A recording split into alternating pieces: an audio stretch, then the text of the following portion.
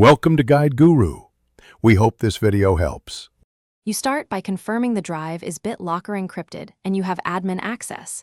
This saves wasted steps.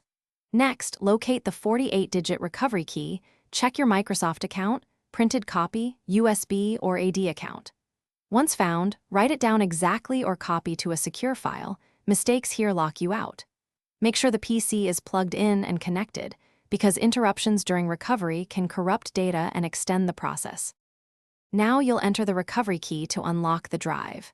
If the BitLocker prompt appears, type the full 48-digit key exactly, pausing to verify groups of numbers.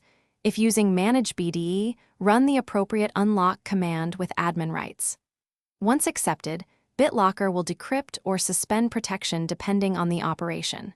If this is the system drive, you may need to restart. Follow on-screen instructions and allow the tool to finish by deciding whether to re-enable BitLocker or suspend it temporarily. Re-enabling ensures ongoing protection. Immediately back up the recovery key to at least 2 secure locations, your Microsoft account plus an offline USB or printed copy, so you never repeat this emergency.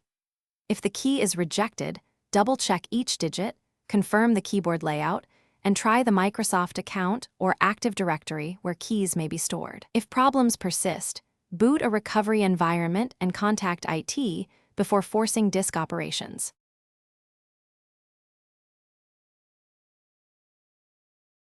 Thanks for watching. Consider subscribing if we helped you today.